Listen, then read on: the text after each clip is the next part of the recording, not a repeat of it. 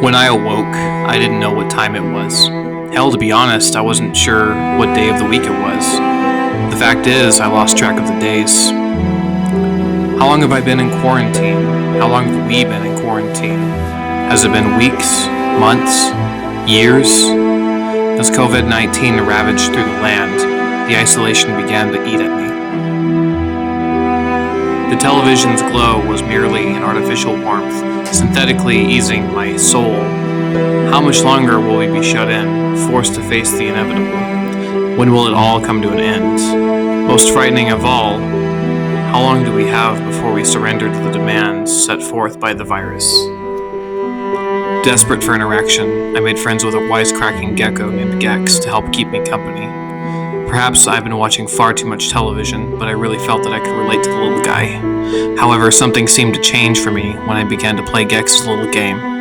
Much like myself, Gex watches far too much television. The next thing I knew, we were both being held captive inside of the media dimension. Somehow my engagement took me to where Gex was, as my surroundings seemed to have changed. My name is Cody Johnson, and today, together, we're going to experience Gex on the PlayStation.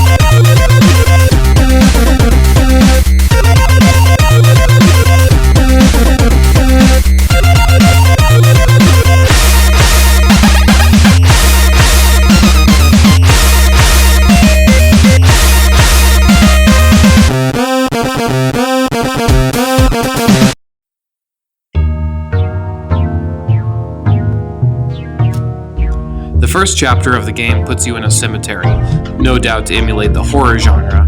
If you're a cinema enthusiast, you'll be in for a treat, as the levels are named after various shows and movies, and Dana Gould, who plays Gex, is constantly spouting off one-liner movie references. And for those of you who may be wondering who Dana Gould is, this is Dana Gould. Aside from giving us the voice of Gex, he was also a producer for The Simpsons and a writer for Saturday Night Live. But back to the game. Gex kind of has that Rayman vibe from the mid-90s. It's harder than it looks, and the death animations kind of remind me of, Kermit the Frog. It's not easy being green. Then you get to these bonus rounds, and they really remind me of Donkey Kong Country more than anything. I mean, just take a look. Replace the little golden crickets with bananas, and you'll see exactly what I'm talking about. Oh, would you look at that? A camera for a checkpoint, just like in Rayman. There are a lot of hard-to-reach areas in Gex, but thankfully, you're able to climb on walls and ceilings to get there. And trust me, you're gonna be doing that a lot, so get used to it. Oh, God! And there are even points in the game where you can climb on the background walls, just like right here. It doesn't make any sense that the enemies can still hurt you, because isn't the perspective a little bit off there? Son of a bitch.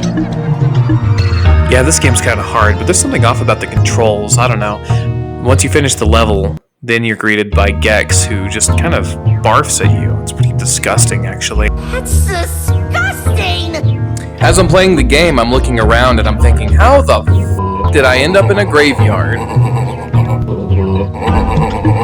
I've never been a big fan of the horror genre. Let's get the hell out of here, Gex. Gee, Scoob, let's get back to the mystery van. Something I touched on earlier, but really deserves being talked about, is the sheer number of quotes that this crazy little bastard belches out. YouTuber MNH Studios uploaded a video containing all of them, and it's over 12 minutes long. Link in the description, my amphibian friends.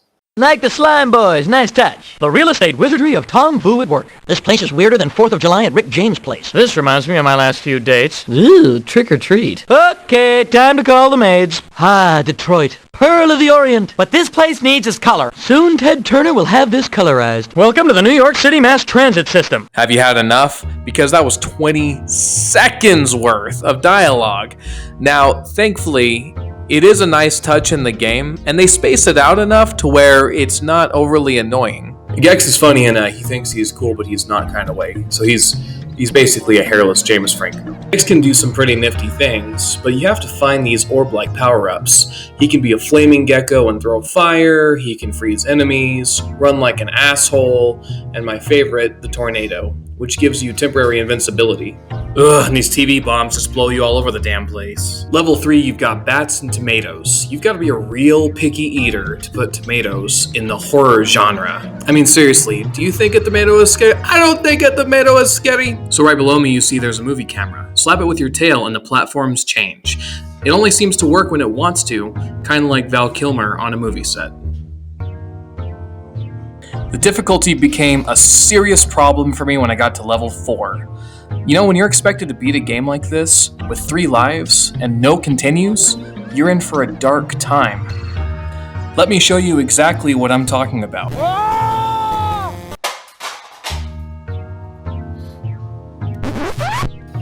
Sorry about that. Wrong clip. Watch me struggle to get past this one simple-looking part of the level.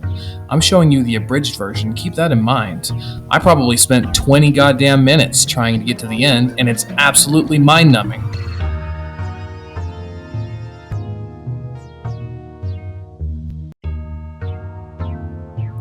Then you get to the boss, and I guess it's supposed to be The Exorcist, but it's a far cry from the previous level in that it's stupidly easy. Tinder profile picture, driver's license photo. Alright, Gex baby, where you taking me now? Yeah, I can dig it.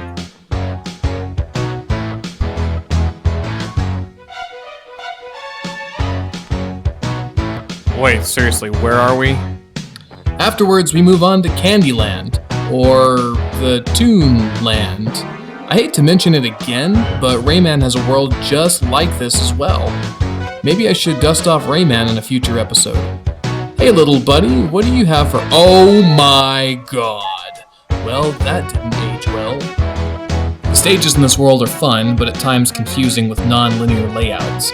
There are plenty of times where you'll have to keep an eye out for anvils and boxing gloves and the like, but you might want to study where you've already been. And there is a stage where you too can be a little rocket man, in another completely overused trope in the genre. Watch your scaly little ass though, because it sure is easy to die in this level. Well, here's another bonus round. By this point in the game, hopefully you've mastered the controls. Look how much of a dork Gex looks, bouncing off the walls eating insects. I haven't talked about the music yet. The soundtrack in this game is short and sweet. It's kind of like Bubsy met Spyro, which I can appreciate by seeing as this was initially a 3DO game. I'll give it a pass on the short playlist.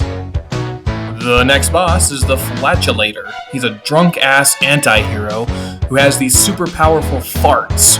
It's not difficult, but it sure would be nice if when you're dropping the anvils on him, if they could at least show you a health bar. Also, how does it make any sense that Gex is the size of a grown adult human being? I mean, yeah, I guess I'm trying to find realism in a game about some Pauly Shore motherfucking gecko. I think the difficulty is just grating on my last nerve. I mean, look.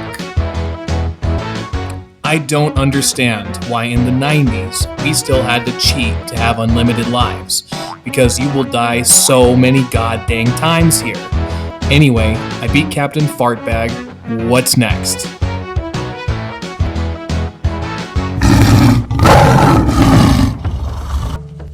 Oh look, it's the obligatory jungle level. Oh look, tokens. Oh look, I'm dead. I'm just gonna come out and say it. I put in the unlimited lives cheat code. That's the one gripe that I have to mention again. You know, starting with 3 lives and no continues is for suckers. I'm not looking to win an award, just to play. But honestly, I'm really enjoying myself. A bad game this is not. The more I practice, the easier it becomes to sprint right through the levels. It's growing on me, like cheese and crackers, with a fine pilsner. The next boss is a Chinese dragon, which doesn't make any sense because we're not even in the China world yet. Anyway, so it's pretty pathetic because there's no fighting involved. You just jump to the top. I mean, that's kind of a waste of that's a waste of a boss. That's a waste of a boss. But I digress. Onward to Kung Fu-ville. Ah, yes, Kung Fu-ville. All of our favorites are here. Sumo wrestlers, fireworks, Scorpion? Is that you? Did Mortal Kombat not pay the bills? I really do have to hand it to them. The scrolling scenery, it's a super nice touch. Yeah, now Gex can swim. Suck it, consistency. Oh yeah, and f*** this Flappy Bird bull. Hey Gex, how about a good old game of the floor is lava? Ooh, that's gotta hurt. The next boss is actually pretty hard, or maybe it's just because I suck and had a hard time mastering its pattern. I mean, it's a nuclear turtle for God's sake. You know, how is a turtle harder than a dragon? No, I really can't get over that. I mean, first we had the exorcism chick, and then we had that farting super anti-hero guy, and then we have a Chinese dragon that you don't even fight, and then a turtle. How is a turtle harder than all of that? It makes no sense. This is Rez.